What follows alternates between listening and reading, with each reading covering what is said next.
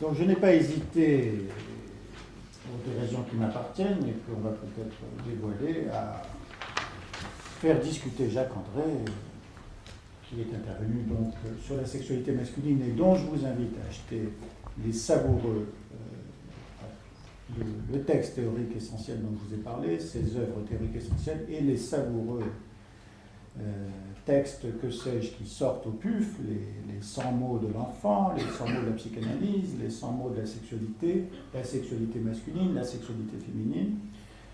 Bon, il a réalisé un rêve que je caresse et que nous allons bientôt réaliser, un colloque Babylone totalement porté uniquement autour de la question du lien entre la sexualité et l'art, c'est-à-dire la dimension érotique chez un certain nombre d'auteurs, puisque dans ces petits livres savoureux, comme la sexualité masculine, il a convoqué Joyce, les lettres à Nora, avec son appétit démesuré pour un des orifices particuliers de Nora, Apollinaire, ses lettres à Lou avec son apologie de la fessée, Rousseau l'a fessée aussi, Michelet, qu'on vient d'entendre, Proust évidemment, Ovide, il y en a quand même de très nombreux avec ceux qui, je crois que tu es d'accord, tu l'as laissé entendre tout à l'heure, la supériorité absolue de l'art sur la psychanalyse, sur le jargon psychanalytique, dans cette possibilité de condensation. Donc je vous invite à lire, je reviens à ma petite perversité, je n'ai donc pas hésité à proposer à Anne-Marie Smith, qui est notre spécialiste de la sexualité féminine, à disputer Jacques André. Je vais commencer par poser quelques questions qui relèvent de cette lecture et puis associer autour des thèmes évoqués. Alors, votre propos central, vous l'avez répété, est d'apposer une évolution indubitable des représentations de la sexualité comme des comportements sexuels au cours du dernier siècle à la temporalité de l'inconscient, comme de la littérature, tout en vous situant du côté de l'inactuel dans l'actuel. Et sans courir le danger, je vous cite, d'élever la psychanalyse au statut d'une transcendance ignorante des variations sociales, ni celle de ramener la réalité psychique à un simple enregistrement du monde environnant.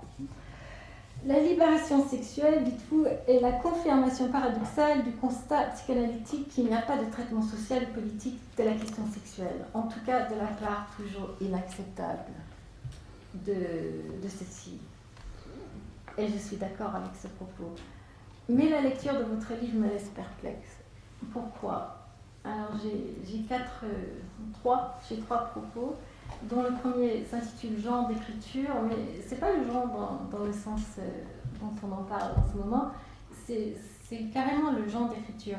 D'abord, je me suis demandé pourquoi les sexualités masculines est séparables de la sexualité tout court. Or, il me semble que poser la question de la sexualité masculine nous situe déjà dans le champ de l'actuel. C'est un thème à la mode, les livres sur les masculinités, l'histoire de la virilité, etc. foisonnent. Or, la poser dans le dit contexte didactique que sais-je, réponse format court, nous fait courir, me semble-t-il, un risque paradoxal, un risque d'oubli, l'oubli de la question qu'en savons-nous, qui s'efface. Vous n'entendez pas ? Non. La question quoi ? Qu'en savons-nous ? Qu'en savons-nous ? Vous faites semblant de ne pas entendre.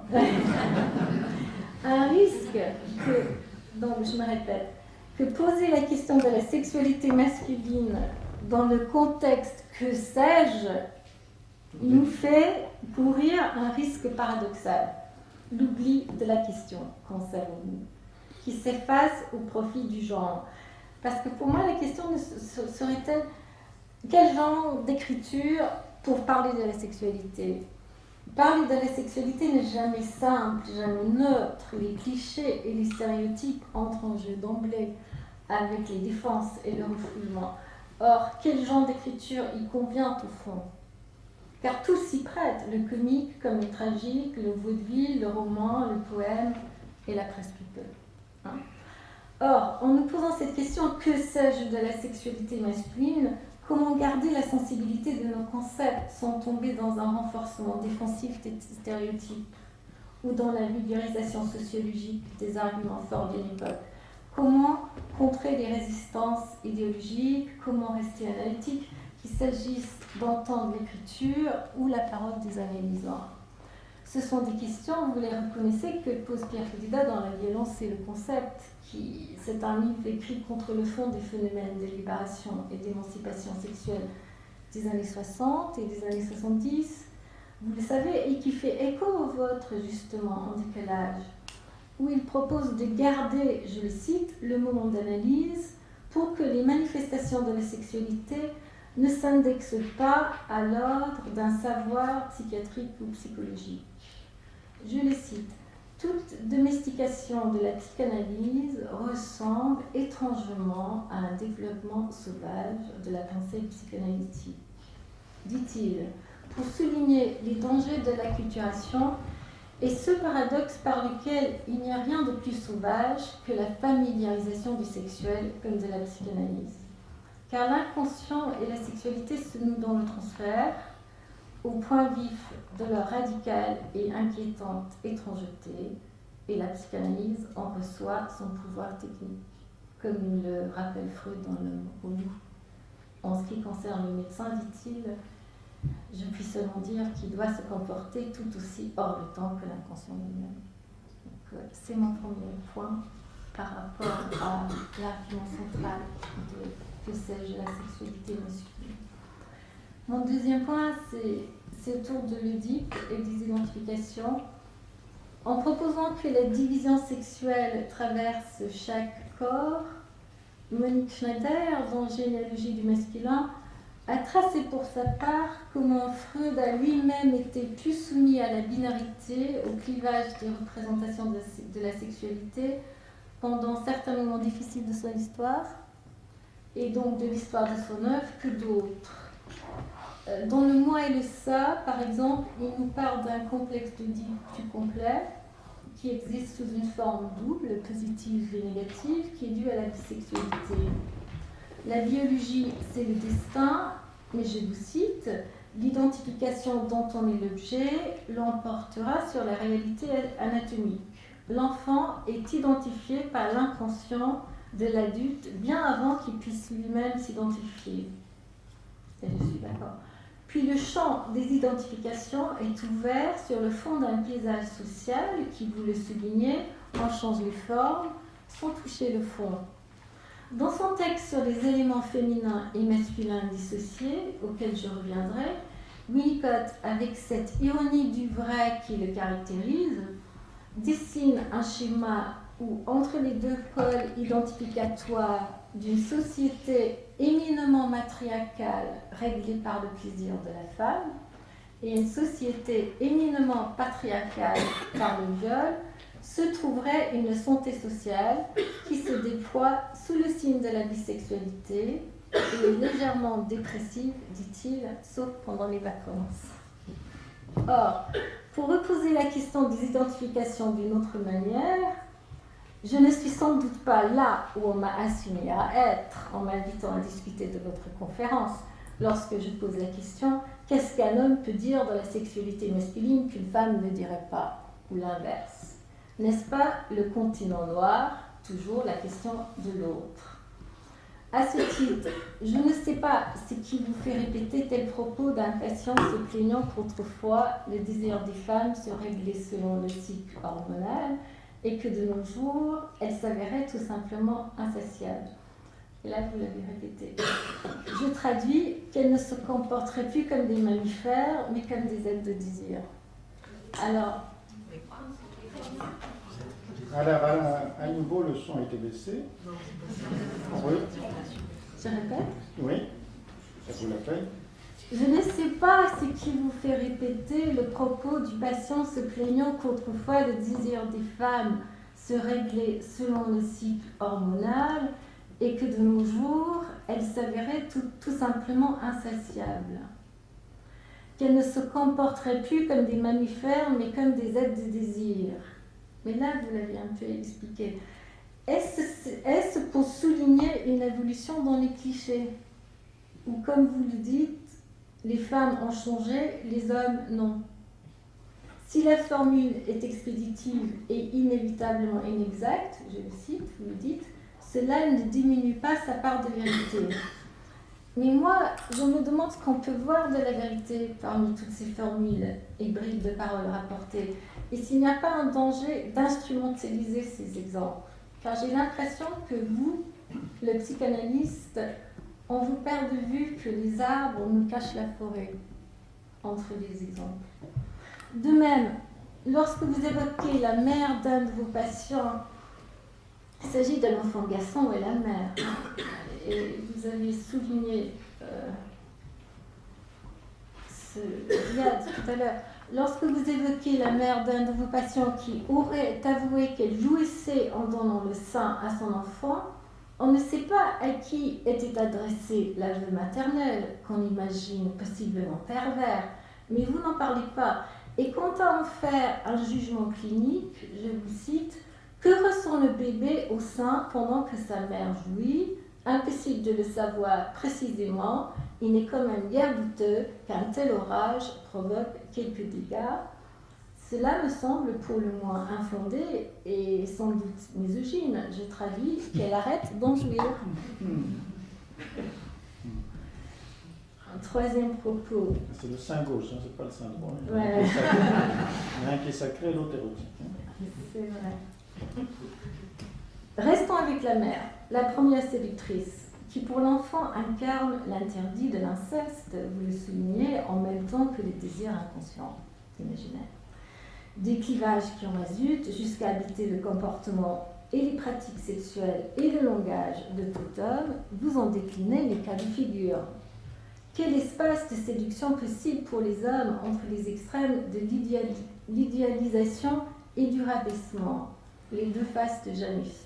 Vous citez l'exemple de Proust, léguant à son bordel préféré les meubles de sa mère adorée qui vient de mourir.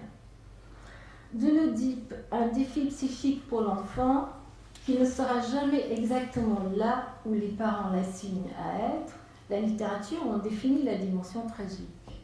Hamlet, je pourrais être confiné dans la coque du noix et me compter le roi d'un espace infini, si ce n'était que je fais de mauvais rêves. C'est Hamlet qu'évoquera Winnicott dans ce texte étonnant sur l'élément féminin pur et l'élément masculin pur, que je voudrais reprendre en contrepoint à ce que vous esquissez, ou à ce qu'il me semble vous esquisser comme une équivalence fantasmatique entre le sein et le pénis. Car le sein incarne ici la non-activité de l'élément féminin pur. Being before doing. L'expérience fondamentale d'être avant le faire. Il ne peut pas s'agir d'un sein actif, mais d'un sein qui est, je cite, le self. Et le self est le sein. Les relations d'objets en termes de cet élément féminin pur n'ont rien à voir avec la pulsion, dit Winnicott. Il est nécessaire de séparer ou distinguer, le mot anglais c'est separate out, hein? Trier. De séparer, de distinguer, de démêler, hein? Non pas les garçons des filles, mais l'élément garçon pur de l'élément fille pur. Lorsque l'élément féminin chez l'enfant-fille ou garçon trouve le sein, c'est le self qui a été retrouvé.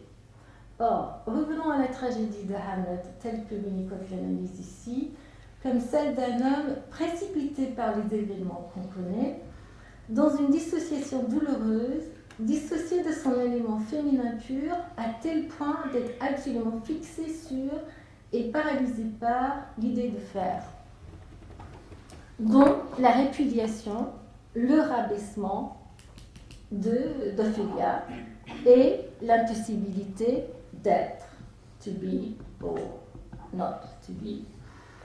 Le sentiment d'exister, fondé par cette expérience d'être, est quasi atemporel, dit Winnicott, où il grandit très lentement.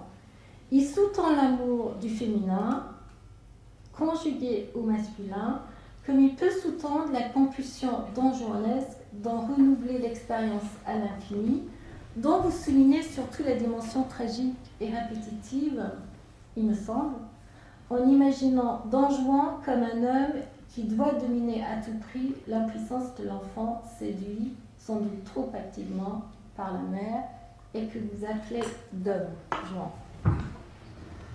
En tant que fantasme, il sous-tend aussi sans doute la fixation à une évanescence. Je pense à Fédida sur Lolita, ici même au séminaire, je cite son texte, un fétichisme qui donne accès à quelque chose qui est de l'ordre de l'essence du féminin, puisqu'à la limite, le texte de Nabokov serait presque un texte théologique pour savoir quelle est l'essence de la femme à travers le désir de l'homme.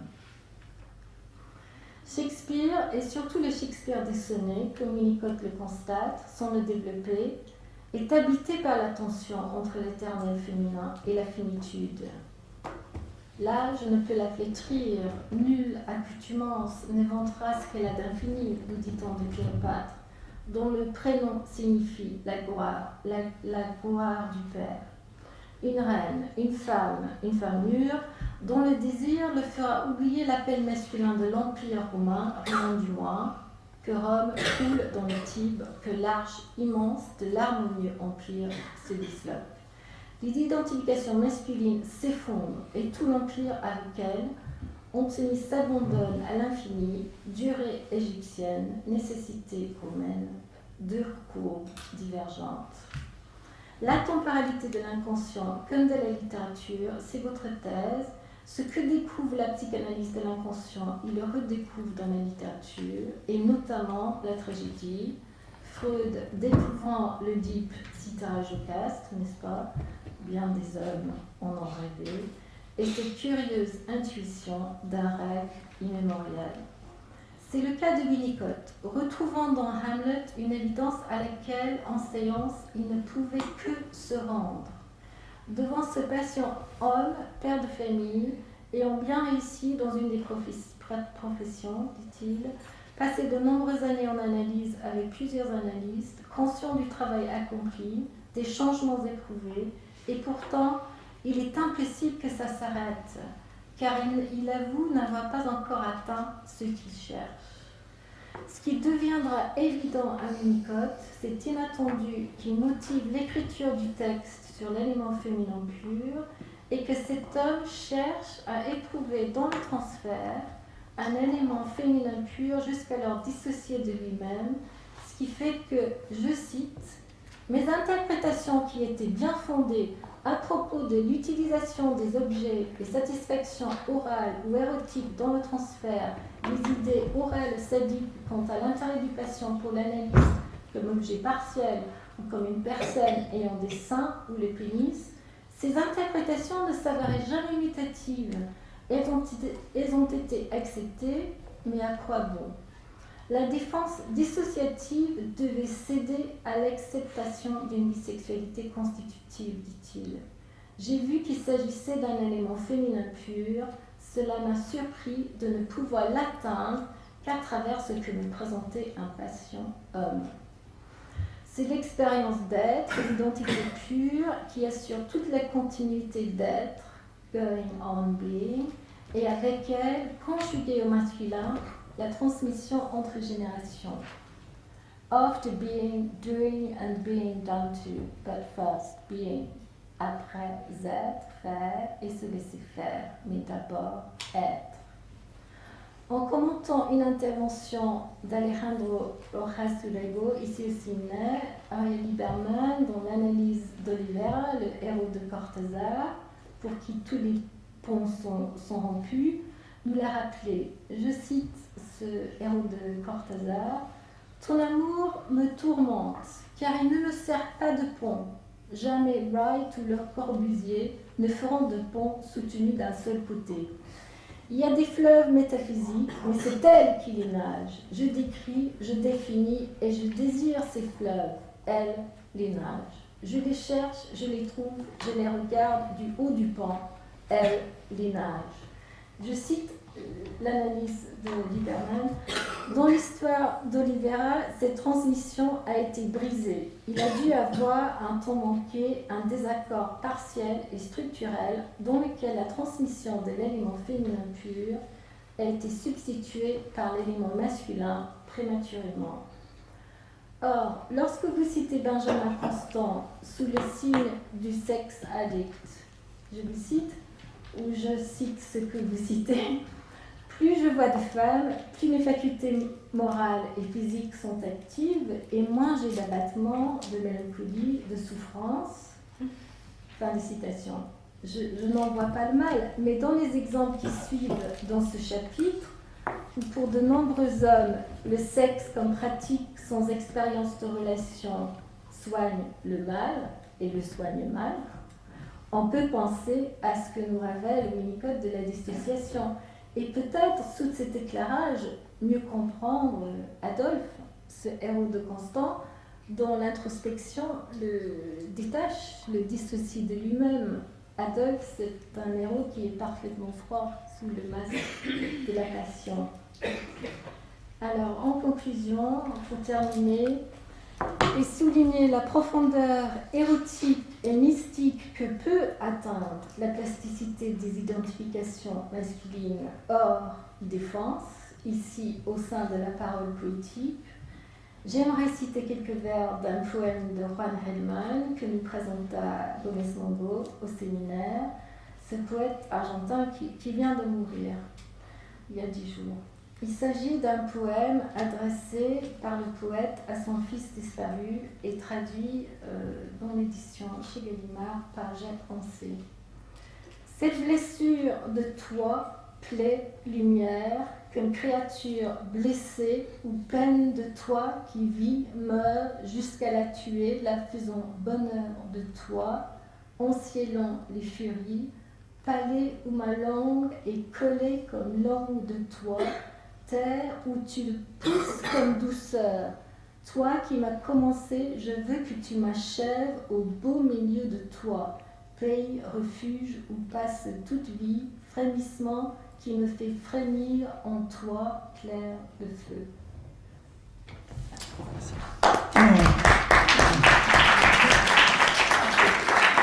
Bon, tout un programme. Oui, Sergent. énorme programme.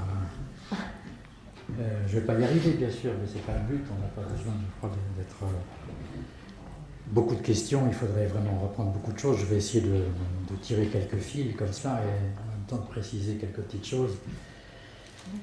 Que sais-je il faut se rappeler que ce qui est assez remarquable, c'est que le titre de cette collection, c'est bien sûr Montaigne. C'est-à-dire une question sans réponse.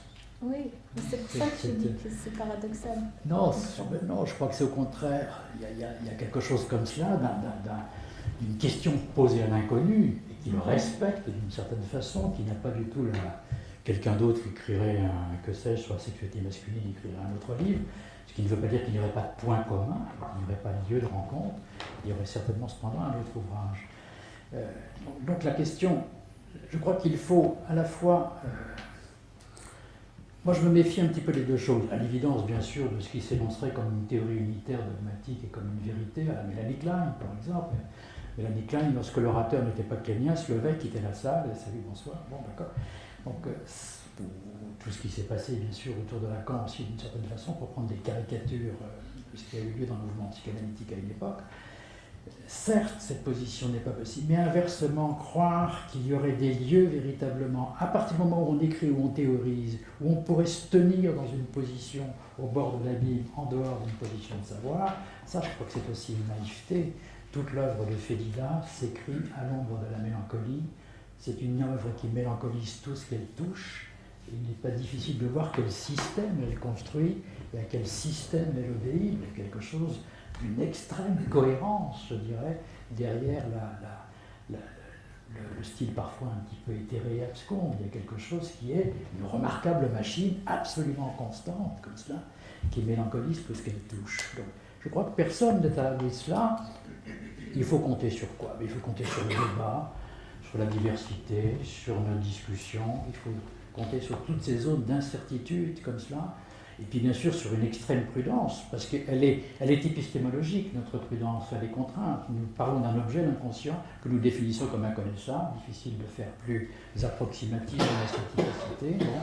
Bien sûr, toute personne qui parle et qui théorise est pris dans l'objet de recherche, mais alors nous le sommes autrement que le physicien moléculaire, à un tout autre niveau. Et puis, depuis le début, c'est comme ça. Là, il y a les textes de Freud qui, dans le fond, parce qu'ils sont les plus conceptuels, pulsion, refoulement, etc., se tiennent à peu près à l'abri de ce genre de critique, mais dès qu'il écrit sur la féminité, par exemple, il produit une théorie qui est complètement homogène au fantasme fétichiste des hommes. C'est-à-dire qu'il y a comment ne pas être pris. Alors si je me pose moi la question, par exemple, si je me pose la question, bon, je pense être majoritairement un homme, d'une part, il me semble, et en même temps c'est bien sûr quelque chose qui est d'une extrême complexité à cet égard. Qui écrit, d'où parle-t-on, et ainsi de suite. Je me souviens comme ça d'une patiente, aux premiers entretiens, elle avait 2 noms, un homme et une femme. Elle voulait faire une analyse avec une femme. Elle finit par se décider à faire entreprendre cette analyse avec moi. Et je prends ce changement d'avis, ce changement de point de vue, plutôt comme un bon point de départ, en quelque sorte, quelque chose qui se serait déplacé dès les premiers entretiens. Il m'a fallu 3 ans pour me rendre compte qu'elle faisait une analyse avec une femme. Donc il y a là, je crois que ce sont ces dépaysements, hein, c'est-à-dire que je crois que la psychanalyse est le seul lieu probablement où un homme peut vivre son homosexualité féminine, par exemple. Quel autre lieu pourrait sans doute fournir cette expérience? Si bisexualité il y a, bien entendu, nous sommes ici dans des croisements, y compris des homosexualités, et dans des positions très déplacées. J'espère que ma féminité a été sollicitée quand j'ai écrit sur la sexualité masculine, et j'espère que ma masculinité a été sollicitée quand j'ai écrit sur la féminine. Bon, pour le reste, chacun en juge, chacun se débrouille, et chacun voit un petit peu ce qui... Je crois cependant que... Vous ne citez pas de passion femme dans ce livre? Si, une. Au moins une. Au moins une. 2. Marie Dorval. Marie Dorval parlant des modestes élévations d'Alfred de Vigny, castratrice s'il en est. Et puis une autre femme, c'est aussi sur le registre castratrice, une femme, que je crois qu'elle doit s'appeler Barbara, me semble-t-il, qui est aussi une castratrice et qui met tout en scène pour effectivement que la première rencontre sexuelle avec un homme, elle soit sûre du fiasco. Sa technique à elle, c'est qu'ils sont à peine arrivés à la maison, chez elle, c'est elle qui fait le repas, il y a le champagne, il y a les chandelles, et ainsi de suite, et elle débarque immédiatement à poil. Bon. L'homme n'en demande en général pas tant, et l'effet est garanti. Bon. Donc voilà, c'est une femme, mais c'est une femme effectivement prise ici, tout simplement parce qu'il s'agit globalement des hommes. Parler de bien sûr, c'est pas sexualité masculine, il y a aussi la sexualité masculine des femmes, sexualité féminine, il y a aussi celle des hommes. Si on voulait être psychanalytiquement plus correct et plus exact, sans doute ici que ça devrait regrouper les hommes et les femmes d'une certaine façon. Un que sais-je, bon voilà, il y a la logique éditoriale, les choses sont un petit peu plus compliquées, ce qui fait que le que sais-je sur la sexualité féminine par des femmes et celui sur la masculine par des hommes, c'est un peu dommage, mais en même temps ça tient un petit peu à des contraintes qui ne sont pas quand même tout à fait posées par moi. Je crois cependant, encore une fois, je pense qu'il faut naviguer là aussi entre 2 écueils, qui est le respect de l'inconnu, le respect de l'inconscient, le respect de l'inconnaissable, et malgré tout, ça fait quand même 100 ans qu'on théorise, éventuellement la constitution d'un petit peu de savoir. Bon. Qu'est-ce qu'il y a à ajouter au texte de Freud sur le fétichisme? Bon, simplement quelques petites choses, pas énormément de choses quand même. Je crois qu'en 5-6 pages, l'homme fétichiste que nous revoyons et le fétichisme générique des hommes que nous entendons, il y a là quelque chose qui vient quand même à l'appui d'une thèse qui la répète et qui l'a quand même répétée suffisamment de fois aux oreilles de suffisamment d'analystes pour qu'elle acquiert un peu de vérité sans V majuscule, mais malgré tout un certain point de vérité. Je crois qu'on n'a pas besoin de se refuser non plus systématiquement, ne serait-ce que parce que la vérité est au cœur de la psychanalyse, comme recherche, comme inquiétude, sinon évidemment comme conquête définitive, bien sûr. Mais en même temps, nous cherchons le vrai. Bon, c'est un moteur essentiel, c'est un moteur libidinal aussi, donc un moteur biaisé, piégé, mais quand même un moteur. Bon. Et puis il y a, me semble-t-il, malgré tout, ces distinctions qui ne distinguent pas tous les hommes de toutes les femmes, mais malgré tout ces constructions des psychosexualités. Un homme dit, par exemple, il parle d'une femme qu'il vient de quitter, il a vécu 3 ans. J'ai quand même vécu 3 ans avec ces seins-là. j'ai jamais entendu un symétrique dans une bouche de femme. Je ne vois pas très bien comment une femme pourrait parler d'une relation qui se termine dans ces termes. J'ai vécu 3 ans avec ces épaules-là, j'ai vécu 3 ans avec ces fesses-là, c'est extrêmement improbable. Il y a quand même quelque chose il y a ici quelque chose qui joue quand même beaucoup sur le partiel et sur le total. La question du partiel et du total ne me semble pas jouer de la même manière pour hommes et femmes. Lorsque Freud distingue l'angoisse de castration chez les hommes, l'angoisse de perte d'amour de la part de l'objet chez les femmes, on voit bien que dans angoisse, et je crois qu'il y a quelque chose de fort, non pas un universel, il y a quelque chose quand même d'extrêmement fort, ne serait-ce que dans les demandes d'analyse, il y a quelque chose, on voit bien, c'est pas la peine de dire angoisse de perte d'amour de la part de l'objet total. Bon, c'est pas la peine de le préciser parce que c'est bien de ça dont il s'agit. On voit bien que ça n'aurait aucun sens de dire angoisse de perte de l'amour de la part de l'objet partiel. Ça ne voudrait rien dire. Bon. Il y a donc quelque chose du total et du partiel qui ne joue pas de la même manière, même s'il faut être prudent. Bien entendu, le partiel concerne aussi les femmes et le total concerne aussi les hommes. On est bien d'accord, n'est-ce pas? Mais il y a en même temps quand même des grandes lignes stratégiques, malgré tout, qui fait qu'il y a peut-être une différence des sexes, c'est pas complètement exclu, même si tout cela ne porte pas atteinte à la question de la bisexualité, bien entendu, et à la complexité des identifications. L'allaitement, la jouissance, je ne vais pas tout développer, il s'avère que cette femme qui allaite, qui reproduisait les grossesses pour pouvoir allaiter, pour pouvoir jouer, je l'ai aussi entendu, c'était un petit patient, c'était un enfant, j'ai eu aussi affaire à la mère, bon, j'ai aussi entendu la femme. Ceci dit, c'est vieux comme le monde. Je veux dire que la médecine de l'âge classique et la médecine romaine notent ça à propos des nourrices, méfiance vis-à-vis des nourrices, parce qu'elles jouissent, etc., ainsi de suite. Bon. La nouvelle de Maupassant, dont j'ai oublié le nom, ça se passe dans le train avec la nourrice qui dégorge de partout. Vous n'êtes pas de cette scène, il y a une nouvelle absolument exceptionnelle, c'est dans les Contes grivois. C'est une très très belle nouvelle de Maupassant d'une maman nourrice, etc., qui est là, qui n'en peut plus parce qu'il n'y a pas de bébé, et que c'est donc le jeune homme qui est en face d'elle qui va remplir le fils. On est dans une scène sexuelle explicitement aussi fort que possible. Alors qu'est-ce que le bébé? Imaginons donc une femme, une mère, nourrice ou pas, peu importe, qui allaite effectivement et qui a un orgasme. Personne n'a été vérifié. Mais pourquoi s'en méfier? Non, pourquoi se méfier? Non, je ne veux pas que je m'en méfie, je pose la question. Vous parlez de méfiance. Non, pas. Quelle est la question? C'est la méfiance, c'est celle des médecins, c'est celle du corps social, ça on aime, c'est quelque chose qui était pourchassé, c'était délictueux, ça chassait une nourrice, ça lui faisait perdre son boulot, il y a quelque chose. Mais on ne peut pas séparer la jouissance féminine de la maternité comme ça. Nous, non. Non. Nous, non. Bien entendu que nous ne sommes pas libres de la ligne de démarcation entre le désir et l'interdit. Ce n'est pas nous qui la dessinons et ce n'est pas nous qui l'écrivons. Bon, je reprends la question qui est la vôtre. C'est vous qui dites que ça crée des dégâts. Non. La question que je pose, qu'est-ce qui se passe pour un bébé avec une mère? Rien du tout, c'est la jouissance féminine. Comment vous pouvez dire rien? Comment moi je peux dire quelque chose? Comment vous pouvez dire rien? C'est-à-dire quel est l'impact? Oblitérer la jouissance féminine dans la question de la maternité. D'accord, mais quel est l'impact? Prenons deux expériences complètement différentes. La mère winnicottienne, ou mélancolique, qui allait absolument sans aucun plaisir. La bile noire en lieu et place du lait blanc. Hein. Quand il y a quelque chose comme ça, celle qui ne voit pas son enfant, celle dont le miroir ne renvoie pas, c'est pendant elle allait, le lait circule, quelque chose se passe. Quelle est l'expérience que fait l'enfant? Certainement pas la même expérience que l'enfant qui a affaire à sa mère, qui a un orgasme pendant qu'elle allait. Qu'est-ce qui se passe pour ces enfants? Comment ces expériences pourraient-elles ne pas être traumatiques? Traumatique n'est pas un gros mot en psychanalyse, c'est juste quelque chose, c'est quoi? C'est ce qui arrive et qu'on n'est pas capable psychiquement de traiter. Bon. La vie, l'inconscient, je dirais, l'inconscient de l'enfant signe la dimension traumatique. Mais il faut définir ce que vous voulez dire par orgasme là. Puisqu'il s'agit d'une jouissance diffuse que partage la mère avec le corps de son enfant. Diffuse. Oui. J'ai déjà vu une femme qui jouit, excusez-moi, mais en allaitant son enfant. Oui, il y a quand même un événement, il y a quand même quelque chose qui se produit. Et si c'est, il y a quand même une expérience particulière.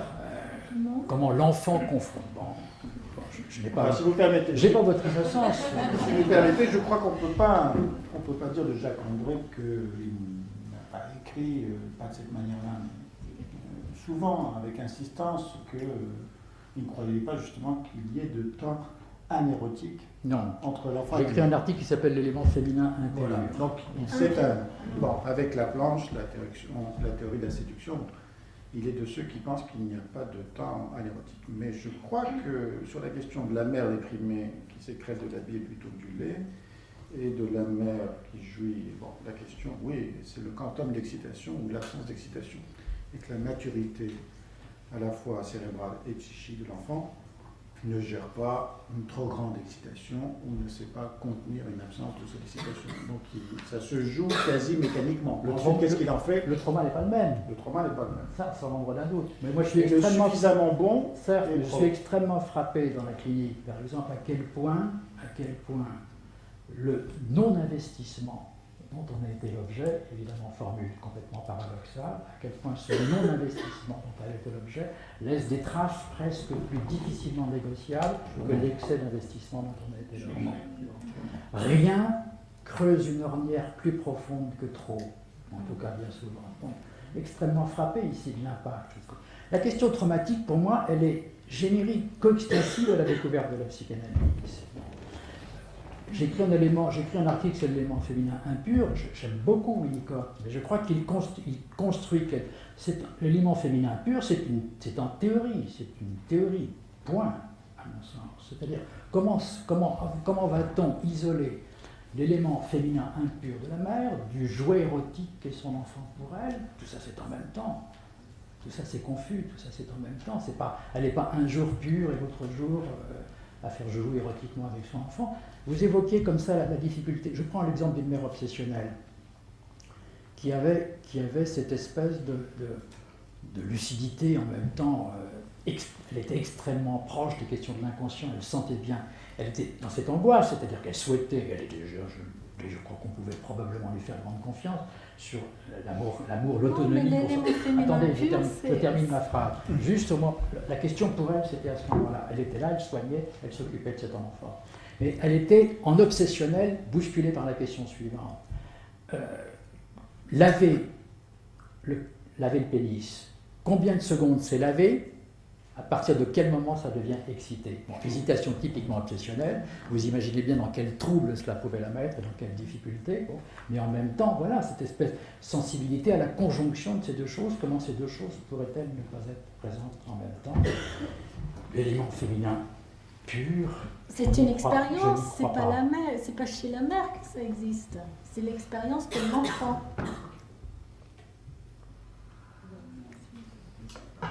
C'est pas la mère qui détermine. Je continue ma tentative de médiation en disant, sans vouloir verser un peu plus de fiel, que si je traduis la pensée d'Anne-Marie Smith, que je connais un peu, on pourrait le dire de manière un peu massive, un peu crue, moins labyrinthique, que peut-être la question serait que un certain nombre de choses que tu évoques dans ton livre sur la sexualité masculine, en particulier tout ce qui est soit l'idéalisation de la femme, soit son horreur, avec entre les deux peu de possibilités de rencontrer une suffisamment bonne femme, si je puis dire. Bon. Est-ce que ça ne serait pas, c'est une critique de celui qui s'expose, et oui, c'est difficile d'en faire de faire le pas de côté, est-ce que ça ne serait pas les fantasmes d'un petit garçon?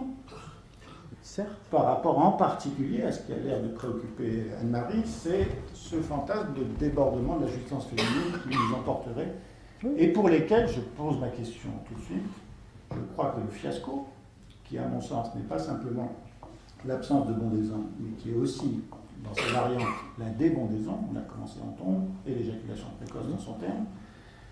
Le fiasco, je ne sais pas si c'est l'honneur de l'homme, mais c'est le triomphe de l'agressivité de l'homme par rapport à la jouissance féminine qui l'envahirait. Je crois qu'il y a part des deux. C'est une des possibilités. Je crois que la question, sur cette question, le fantasme d'une sexualité féminine démesurée, insatiable, avide, que rien ne pourrait jamais apaiser, etc. C'est un fantasme. Bon, oui, c'est un fantasme. C'est un fantasme. Les femmes ont pu le reprendre. Les femmes ont pu le reprendre. Alors qu'il y avait un bouquin célèbre à l'époque de Marie-Jeanne Cherfay, comme ça, qui l'a repris à sa manière, et puis on peut l'entendre, bien entendu, ici et là, y compris dans la littérature féminine. Je crois que c'est quand même fondamentalement, effectivement, un fantasme de petit garçon, mais tous les hommes sont des petits garçons. C'est-à-dire, il s'agit bien ici de l'infantilisme. La grande découverte de Freud, c'est pas tellement que les enfants ont une sexualité, la découverte, c'est l'infantilisme de la sexualité, ce qui n'est pas la même chose. Or, bien sûr, cet infantilisme, nous sommes tous des petits garçons devant une femme trop grande. Bon, il y a toujours quelque chose comme ça, et je crois quelque chose d'assez générique de ce point de vue-là, même si les négociations individuelles sont évidemment extrêmement variables, mais ce couple de la maman et de la putain, il est quand même, c'est tellement remarquable. Alors, un universel, je n'en sais rien, ça m'intéresse assez peu, mais cette idée en tout cas qu'il y ait là, le nombre de mythes dans les sociétés qui s'ignorent complètement, qui produisent de chez les Gigaro jusqu'à la Bible en passant par etc., etc. Le nombre de mythes qui produisent cette espèce de figure de démesure comme cela, et en même temps cette opposition entre le personnage de la reproduction et le personnage de l'enfantement, et de l'autre côté, même si ça ne donne pas toujours la Vierge Marie, évidemment ça va rarement jusque-là, mais quand même quelque chose qui oppose un petit peu ces deux figures, il y a quelque chose comme ça qui tient. C'est quoi une putain? Il faut ici bien s'entendre, bien entendu. C'est quoi une putain? C'est dans le fond une femme dont on se croyait le seul aimé, le préféré, le seul aimé, et dont on découvre qu'un jour elle a eu un rapport sexuel, ne serait-ce que le jour pour vous en rendre vous-même d'ailleurs, ça s'appelle la scène primitive, qu'elle a eu un jour un rapport sexuel avec un autre homme. Bon. C'est cela, c'est pas en lien avec la vénalité ou une chose comme ça, c'est cette figure-là, bon, c'est-à-dire l'amour trahi. On est, très beau livre qui meurt sur la nuit sexuelle, on est d'une nuit de trahison. On est d'une trahison, puisque la mère l'a tant aimé, ne serait-ce que pour vous engendrer, il faut bien que, etc. Bon, à partir de là, on sent bien que ce personnage de la putain n'est pas du tout un personnage relatif, c'est pas un personnage d'époque, si je puis dire. Je crois qu'il a quelque chose qui traverse effectivement les cultures et les âges. Bon, et à quoi nous sommes affrontés aujourd'hui? À mon sens, il n'y a pas de parité dans l'inconscient, il n'y a pas d'égalité dans l'inconscient. Tout cela, ce sont des élaborations secondaires qui prennent des distances par rapport à cela. Bon, il n'y a même peut-être pas de différence dans l'inconscient, s'il n'y a pas de négation. Bon, il y a une sauvagerie, et que cette sauvagerie-là, je crois, n'est quand même pas sans constante, me semble-t-il. Bon, de ce point de vue-là, la question que vous évoquiez vers la fin sur Benjamin Constant et la manière dont il soigne sa mélancolie avec le grand nombre de femmes, je crois que c'est quelque chose qu'on observe peut-être assez fortement aujourd'hui. Le très beau personnage joué dans le film de Steve McQueen, Shane par exemple, où il y a quand même tout à fait remarquable que cet homme qui donc est dans une activité sexuelle indifférente, masturbatoire ou avec les prostituées, le jour où une femme lui propose une relationship, ce jour-là, fiasco précisément, donc l'impossibilité, retrouvant cette impossibilité, mais en même temps, on devine bien effectivement quelque chose. Je crois que c'est une intuition, elle n'est pas formulée par Freud, mais en même temps, elle arrive, je crois, avec la deuxième topique. Qu'est-ce que devient la sexualité infantile dans la deuxième topique? Elle passe du côté du traitement psychique, elle passe du côté du traitement, d'une certaine façon. Première topique, la sexualité et l'inconscient par excellence. Deuxième topic, elle est du côté du traitement de la symptomatique elle-même. Je crois que le sexe addict est quelqu'un qui se traite mal si on veut, mais ça n'a pas beaucoup d'importance. En tout cas, c'est de l'ordre du traitement psychique, ce que Joyce Meyer comme cela avait déjà évidemment bien vu. Et de ce point de vue-là, il y a un changement de position du sexuel, ce qui ne veut pas dire que la vérité est dans ce second temps, c'est juste là, question de point de vue, une position psychique hétérogène. J'aime beaucoup Winnicott, mais je crois que Winnicott a eu besoin de se battre contre Melanie Klein, il a eu besoin de se battre contre le tout pulsionnel, il a eu besoin d'isoler sa nature humaine à lui, je crois, pour notre plaisir et la qualité aussi de son travail. Moi, je m'y réfère très fréquemment, mais en même temps, il y a quelque chose qui n'est pas tenable dans l'isolation qu'il fait de ce pur féminin de quelque chose. Mais pourquoi l'isolation? Le mot pur est un mot qui isole quand même. C'est un mot qui distingue, c'est un mot qui purifie, c'est un mot qui sépare. Oui. Il y a quand même cette lettre effarante qui va dans ton sens, une des lettres qu'il écrit à sa femme, lui disant qu'il a retrouvé dans le grenier la poupée avec laquelle il jouait, son objet transitionnel, son doudou, et qui lui demande la permission, comme un petit enfant, à cette femme avec qui il n'aura pas d'enfant, il lui demande la permission d'accepter qu'il puisse aimer ce petit jouet beaucoup plus qu'il ne l'aime elle, du fait de cette beauté. Donc oui, il a quelques soucis. Bon, côté à régler de ce côté-là. Mais en même temps, il y a inversement, je dirais, son talent. Tout le monde connaît bien sûr le texte assez remarquable de Margaret Little, où elle fait état comme ça de son analyse avec Winnicott. Margaret Little dit quand on ne sait pas ce que c'est qu'être moi-même, être soi-même, la sexualité infantile n'est pas concernée, c'est pas ça dont il s'agit. Tout son texte dit exactement le contraire. À quel point cette cure est une cure d'amour, à quel point la sexualité infantile est omniprésente dans la dimension transférentielle. Elle abandonne d'ailleurs une relation sexuelle pour entrer en analyse avec Winnicott, qui à l'évidence reste l'homme de sa vie. Bon. C'est-à-dire on voit très bien que quand bien même la sexualité infantile de Margaret Little, si je puis dire, n'est pas l'objet de cette analyse, par contre elle est ce qui œuvre l'analyse elle-même. Oui, je suis d'accord. Le nombre de petits gâteaux que Winnicott lui offre, c'est-à-dire qu'on voit bien comment, dans le fond, Winnicott, par sa technique, réinjecte de la sexualité infantile, d'une certaine façon trop absente. Le nombre de petits gâteaux est à l'aune du nombre de vases qu'elle lui a cassés. Un seul. Mais quand même, il y tenait.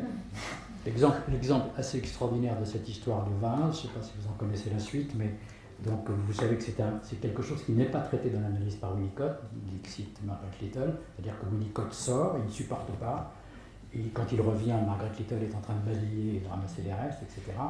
Et dit Margaret Little, il n'en dira jamais rien. Ce qui est extraordinaire, c'est que Margaret Little, analyste quelques années plus tard, subira la même scène de la part d'un patient, ce qui est fort clos dans le symbolique, revient dans le réel, on a une sorte d'application à la lettre de la formule de Lacan. Quelque chose comme ça se rejoue dans la répétition, faute d'avoir été analysé. Nous avons plein de questions. Moi, j'en ai un certain nombre, mais la parole est d'abord à la salle. Les femmes sont invitées tout particulièrement à s'exprimer aujourd'hui. Je ne suis pas une femme. Nobody's perfect. Justement. Est-ce qu'on peut retourner dans la caverne? Oui. Vous avez dit un truc très très rigolo. Vous avez dit qu'il y avait plein de vulves et de seins magnifiques et ouverts, et vous avez dit c'est elle que l'on peint. Au fond, qu'est-ce qui vous dit, puisqu'il faut prendre une extrême prudence et se poser la question que sais-je, que ce ne sont pas des femmes qui sont exposées sur le mur de la caverne? Que ce ne sont pas Des femmes qui se sont exposées sur les murs de la caverne. Je fréquente peu les toilettes de femmes, mais dans les toilettes d'hommes, quand il y a des graffitis, il y a plus de bites que de vulves. Et ça me ramène à l'histoire de la sexe de... Peintes par qui les bites en question? Peintes par qui les bites en question? Par les gens qui dans les hommes qui dans leurs toilettes d'hommes grabouillent sur Oui, le mur. on est d'accord. Oui, Par les hommes. Mais qui grabouillent des bites. Oui, Donc des peut-être femmes. au fond, qui grabouillent. ce que je veux dire par là, c'est que au fond, c'est nous qui interprétons. Vous avez remarqué que dans les toilettes de femmes, il n'y a pas de dessin. Je n'y vais pas. Il faut y aller. Il faut y aller. Faut y aller. Il n'y a pas de dessin. Il n'y a pas de dessin. Il n'y a pas de dessin. Il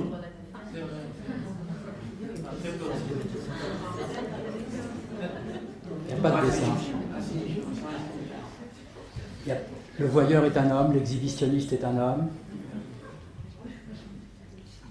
Il y a quelques chances pour que ce soit des hommes qui aient peint ces vues.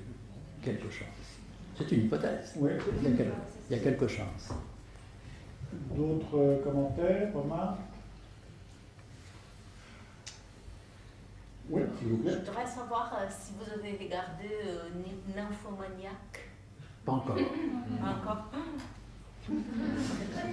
Pas encore. Mais il y a des fantasmes de fustigation dans le livre de Jacques André, chez Sade, bien sûr, chez Rousseau, avec la fessée. Et, bon, il y a de la fustigation ancienne, mais de très bonne qualité. Il faut noter que Rousseau, c'est à la fois la fessée et l'éjaculation précoce toute sa vie. Oui.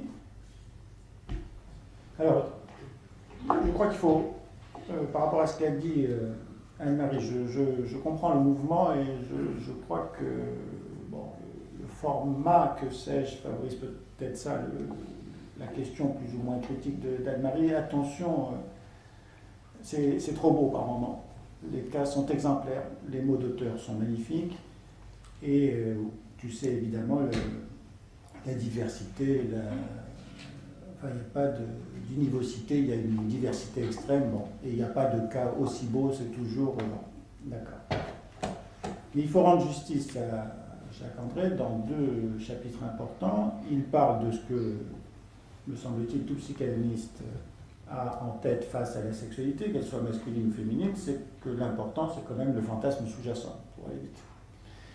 Et il parle aussi des sources du fantasme, et en particulier tout ce qu'il a dit par moment, mais qui n'a pas développé ici, mais qui est dans son livre, qui sont les théories sexuelles infantiles, qui sont le formant du fantasme avec un petit peu d'imaginaire, peut-être qu'on peut... Bon. Ma question est la suivante. Les théories sexuelles infantiles chez l'homme et la femme ne sont pas de même nature, ce qui fait que les sources du fantasme ne sont pas de même nature, et ce qui fait que la question du désir ne se pose pas de la même manière, me semble-t-il, bien sûr. Pour le dire autrement, c'est ton truc d'escalier là qui m'a fait penser à ça. Quand Clémenceau disait, mais ça c'est un truc d'homme, que ce qui est important c'est la montée de l'escalier. Et alors, Théophile Gautier, parlant de Baudelaire qui parlait de la géante, qui est quand même une drôle de femme pour ces deux-là, disait que, en substance, la montée de l'escalier est légère pour la femme, extrêmement pénible pour l'homme, et bon, la descente pour les deux était dramatique. Mais la montée du désir chez la femme est légère, la montée du désir chez l'homme est plus complexe, plus laborieuse.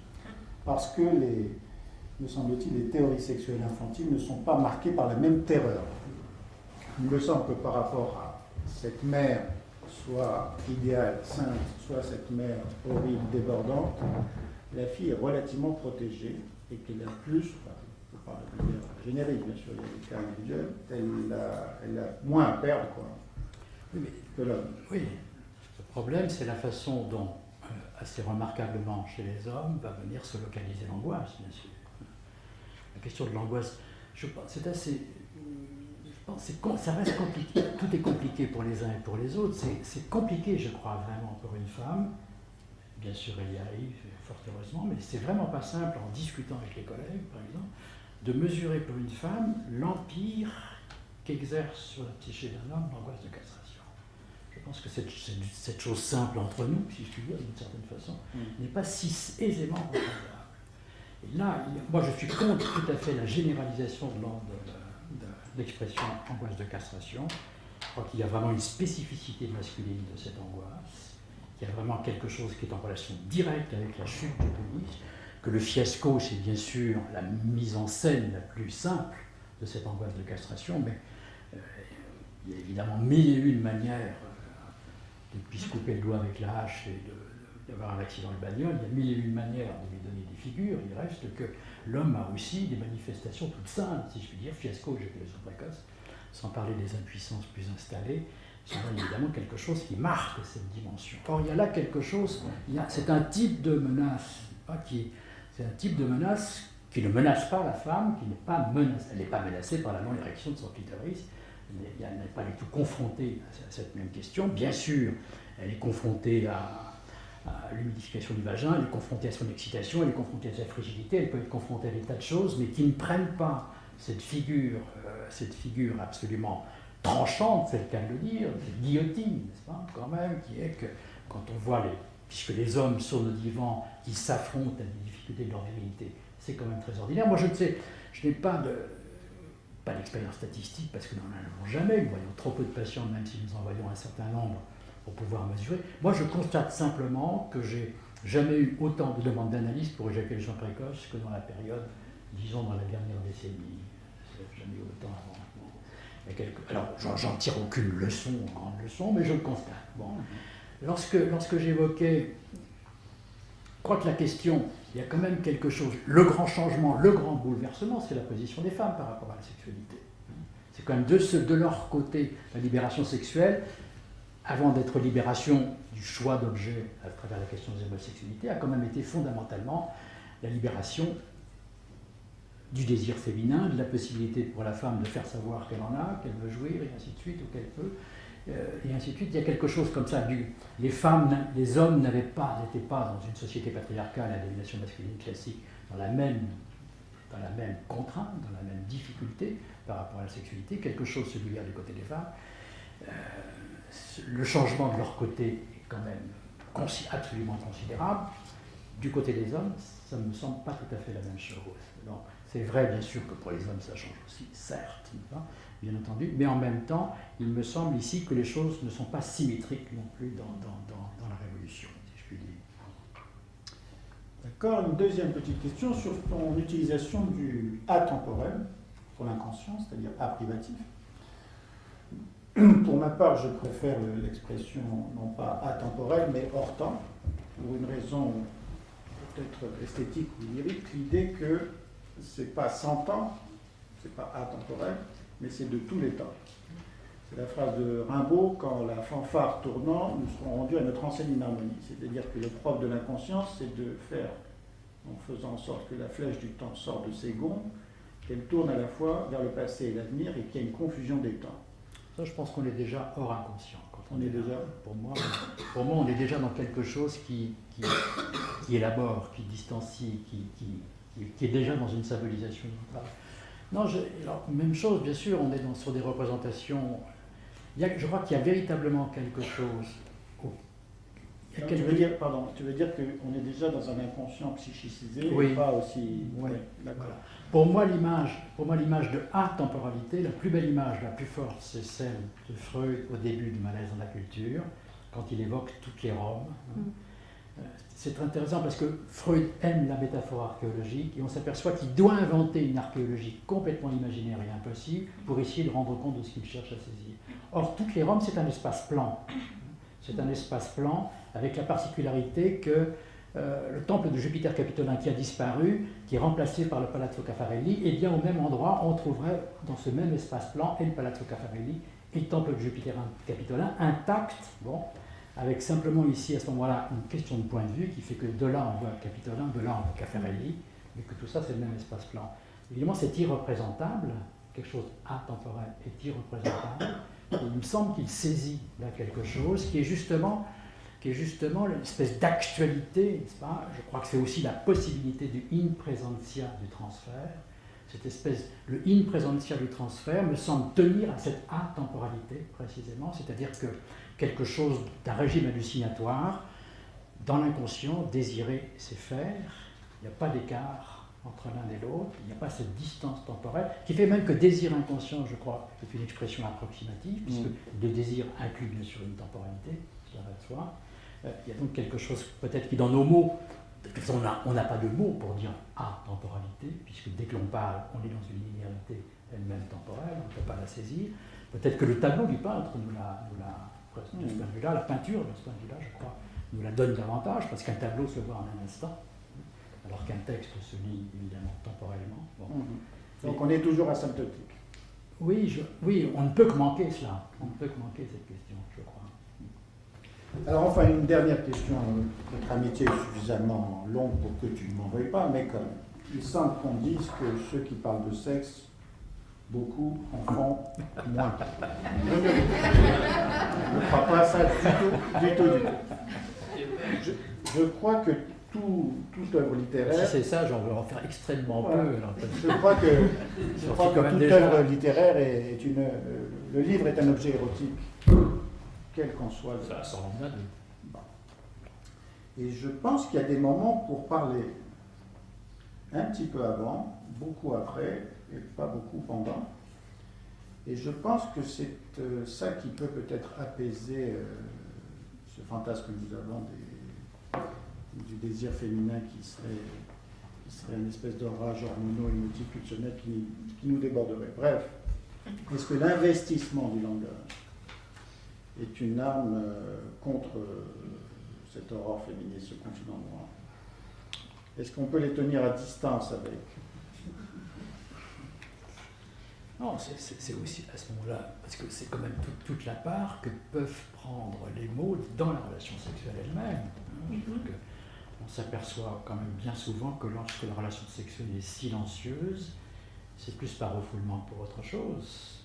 La puissance, je pense à cette, je ne vais pas donner d'exemple clinique, je pense à cette femme du rabaissement, etc., qui a absolument besoin qui dicte quasiment le texte à l'homme. Bon, le texte étant extrêmement violent et vulgaire, je vais vous en faire l'économie, mais elle dicte quasiment les mots. Ces mots sont essentiels, mots qui sont bien sûr porteurs du fantasme, complètement essentiels à cette présence. La puissance, il me semble que la puissance érotique du langage au cœur même de l'acte sexuel est quand même quelque chose de tout à fait extraordinaire. Bon, et que c'est dommage de s'en priver. D'accord, mais il va falloir trouver les mots. Alors. Oui, bien sûr, il faut trouver les mots. Avec la bonne Souvent, densité pulsionnelle, certes, mais je ne sais pas, je pense que l'expérience de tous les amants qui sont ici, on connaît quand même un tout petit peu quelque chose, c'est-à-dire que des mots qui sont prononçables pendant regagnent le refoulement juste après, ou quelque chose comme cela. Le refoulement rétablit un petit peu ces dissimulations, choses comme ça. Ce n'est pas possible en dehors, c'est possible dans une espèce de tension, dans la mesure où l'acte sexuel fonctionne comme il le refoulement, précisément, quand il marche bien, si je puis dire. Bon. Et de ce point de vue-là, il n'est pas l'autre du langage, même si on trouve évidemment la version inverse, sous les draps, dans l'obscurité et sans un mot. Bon, certes. Très bien. Très bien, très bien. Il y a une phrase très jolie de Cortázar sur ce sujet qui dit en substance ce que j'aime en toi, c'est ton corps, ce que j'aime dans ton corps, c'est ton sexe, ce que j'aime dans ton sexe, c'est sa langue, ce que j'aime dans sa langue, c'est tes mots. Voilà. C'est ce que je viens de dire. Absolument. Merci beaucoup à Jacques André. À très bientôt.